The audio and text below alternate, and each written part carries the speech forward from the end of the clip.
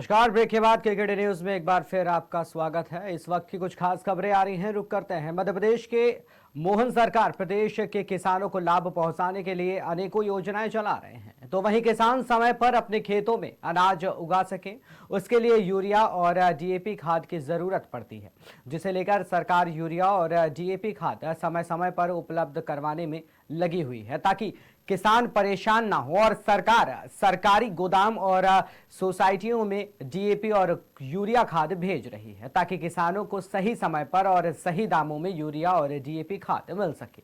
लेकिन कालाबाजारी करने वाले व्यापारी अपनी हरकत से बाज नहीं आ रहे हैं और किसानों को शहर से लेकर ग्रामीण क्षेत्रों तक लूटने में लगे हुए हैं।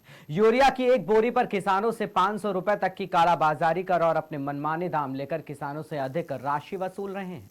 ताजा मामला झाबुआ जिले के पारा का है। पारा में भंडारी वर्क्स दुकान पर किसानों से यूरिया खाद की एक बोरी पर 500 रुपए लिए जा रहे हैं, जिसकी शिकायत किसानों द्वारा झाबुआ कृषि कार्यालय डीडीए ऑफिस पर की गई थी कि पारा में यूरिया खाद की बोरी पर व्यापारी अधिक रेट ले रहा है।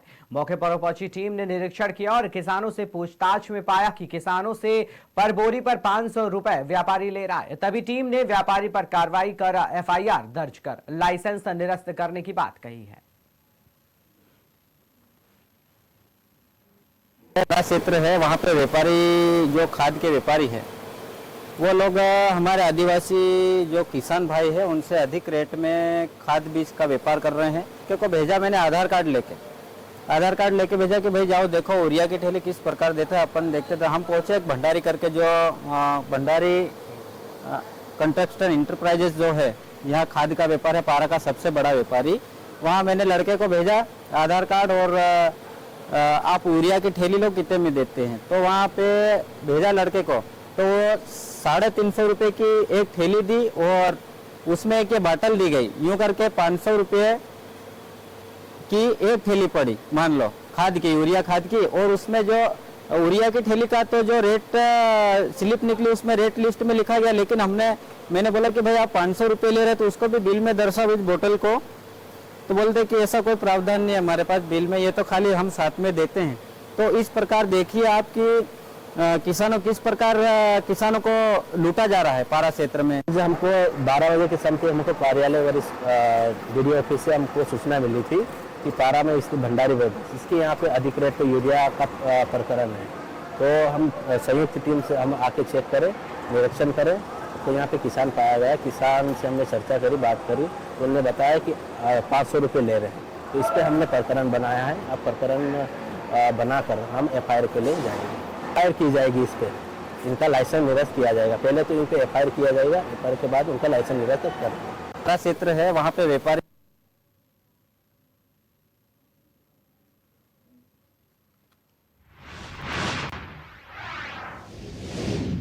कानपुर देहात से खबर आई है, जहां पर तेज रफ्तार पिकअप ने मां बेटी को टक्कर मार दी। इस हादसे में बेटी की मौके पर ही दर्दनाक मौत हो गई। वहीं घायल महिला को परिजन इलाज के लिए ले जा रहे थे, तभी रास्ते में उसने भी दम तोड़ दिया, जिसके बाद सिकंदरा रसूलाबाद मार्ग पर परिजनों और ग्रामीणों ने जाम लगा दिया। मंगलपुर थाना क्षेत्र के महाराजपुर मोड़ के समीप ये सड़क हादसा हुआ।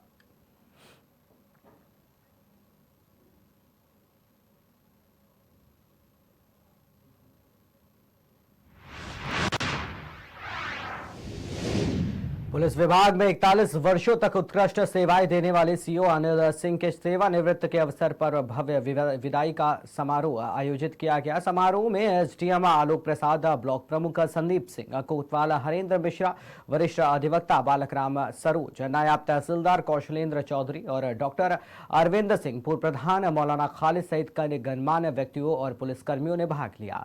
सभी ने अनिल सिंह की कर्तव्य निष्ठा, ईमानदारी और समर्पण की भूरी भूरी प्रशंसा की।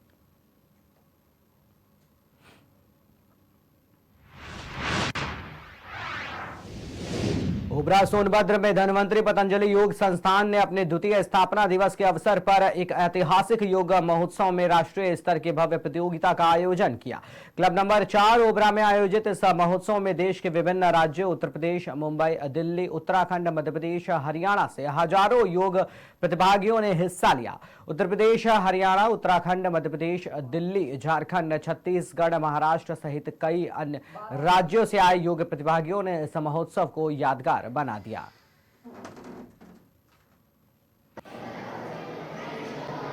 इस जनपद में योग जैसा कार्यक्रम आपने जिस प्रकार से विस्तार दिया है, एक नया आयाम दिया है, क्या कठिनाइयां आई, कैसे यहाँ तक सफलता आप प्राप्त की है, अब क्या कहेंगे आप? जनपद सोनभद्र जो अति आदिवासी और पिछड़ा क्षेत्र है, आज हम धन्वंतरी पतंजलि योग संस्थान की द्वितीय स्थापना दिवस पर हमारे समस्त प्रदेश के समस्त प्रभारियों का बहुत बहुत धन्यवाद, आभार। हम एकमात्र चित्र है, हमारे जो पीछे जितने भी लोग आप अगल बगल जो दिख रहे हैं, यह पूरा कार्यक्रम समर्पण के भाव से ये जो कार्यक्रम हो रहा है, जो योग महोत्सव का बड़ा आयोजन हो रहा है तो सोनभद्र की धरती पर, इसके लिए मैं अपने पूरे संस्थान को बहुत बहुत धन्यवाद और आभार करता हूँ।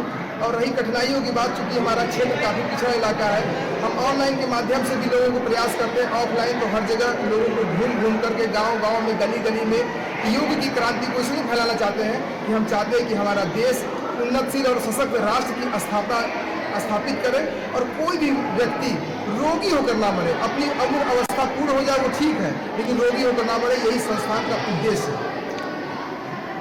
इस जैसे कि अभी आपने प्रयास किया, तो क्या आपको बताते हैं कि अभी हमारे संस्थान की बच्ची द्वारा श्रीलंका में भी दूसरा स्थान प्राप्त किया गया। अभी दिखा गया कि हमारे संस्थान की अदिति द्वारा प्रथम स्थान गोल्ड मेडल प्राप्त किया।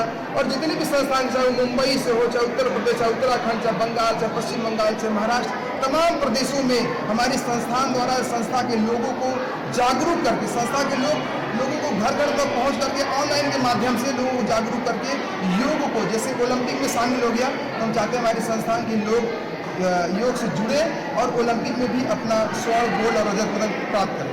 एक छोटे से जिले से निकल करके आप देश तक में और देश के अन्य, दुनिया के अन्य देशों में पहुंचे हैं, यहाँ तक जाने में आप किसका श्रेय मानते हैं, कहाँ से प्रेरणा मिली आपको? हमारी पूरी ताकत, हमारी पूरी संस्थान है, हमारा पूरा परिवार है, तो वसुधैव कुटुंबकम की विचारधारा से हम चलते हैं और हमारी संस्थान चलती है। हम सिर्फ, मैंने आपको पुनः बताया कि हम कुछ नहीं करते, हमारे अगल बगल संस्थान के सारे लोगों का पूरा समर्पण है।